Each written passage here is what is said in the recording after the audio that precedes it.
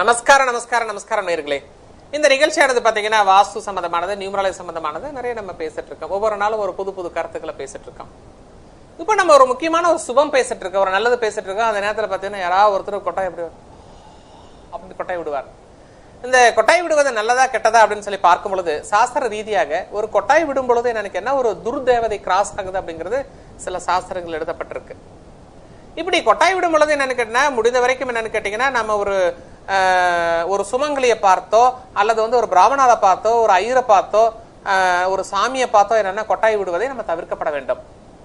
ஆனால் ஆண்களாக இருந்தால் கொட்டாய் விடும் பொழுது என்னன்னு கேட்டீங்கன்னா, இந்த ரைட் கையை வச்சுட்டு இப்படிதான் கொட்டாய் விட வேண்டும். பெண்களாக இருந்தால் இடது கையை வச்சுட்டு இப்படி கொட்டாய் இப்படி விட வேண்டும். அது மட்டும் இல்லாமல் கொட்டாய் விடும் பொழுது என்னன்னு கேட்டீங்கன்னா, நம்ம லெப்ட் சைட்ல இப்படி பார்த்துதான் கொட்டாய் இப்படி விடணும் அப்படின்னு ஒரு கணக்கு இருக்கு. காரணம் என்னவென்றால், எப்பொழுதுமே ஒரு மனிதனுக்கு என்னன்னு லெப்ட் ஹேண்ட் பக்கமா தான் என்னன்னு கேட்டீங்கன்னா எல்லா துர்தேவதைகள்லாம் வந்துட்டே இருப்பாங்க அப்படின்னு கணக்கு இருக்கு. ரைட் சைட்ல பாத்தீங்கன்னா தேவர்கள் வருவாங்கன்னு ஒரு கருத்து இருக்கு. அப்போ நீங்க லெப்ட் சைடு பார்த்து கொட்டாய் விடும் பொழுது துர்தேவதை மேல பார்த்து விடும் பொழுது ஆட்டோமேட்டிக்கா இவங்கிட்ட ஏண்டா இருக்கணும், இவனே காலையில கொட்டாய் விடுறான்னு சொல்லி அவன் பூந்தரிச்சு போயிடுவான். அதே என்னன்னு கேட்டா ரைட் சைட்ல பார்த்து நீங்க கொட்டாய் இப்படி விட்டீங்கன்னு வச்சுக்கோங்க, ஆட்டோமேட்டிக்கா என்ன ஆகுது இருக்குன்னா தேவர்கள் நமக்கு சப்போர்ட் பண்றவங்க எல்லாம் வரமாட்டாங்கன்னு கருத்து இருக்கு. ஒரு சிலர் பாத்தீங்கன்னா கையை 2 விரல வச்சுட்டு எச்சில் பார்த்தீங்கன்னா இப்படி லெப்ட் சைடு தான் அப்படின்னு துப்புவார்கள். ஒரு சிலர் ரைட் சைடு துப்புவார்கள். ரைட் சைடு துப்பப்பட்டால் தேவர்கள் மீது அந்த எச்சில் விழும் அப்படிங்கிறது ஒரு கருத்து இருக்கு. அப்போ ஒரு ஆள் நடந்து போயிட்டு இருக்கும்போது என்னன்னு கேட்டா எச்சில் ரைட் சைடு துப்புறாங்களா லெப்ட் சைடு துப்புறாங்களான்னு பார்த்தாவே இவர் நல்லவரா கெட்டவரா என்று நாமல் பரிசோதிக்கலாம் அப்படின்னு சொல்லிட்டு ஒரு கருத்து இருக்கு.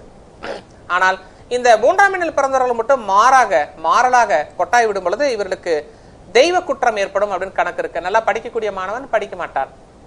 திருமணம் ஆகணும் அப்படின்னு நினைச்சு நம்ம ஒரு காரியங்களை செஞ்சுட்டு இருப்போம், ஆட்டோமேட்டிக் அவர்களுக்கு திருமணம் நடக்காமல் போறதுக்கு வாய்ப்புகள் அதிகமா இருக்கு.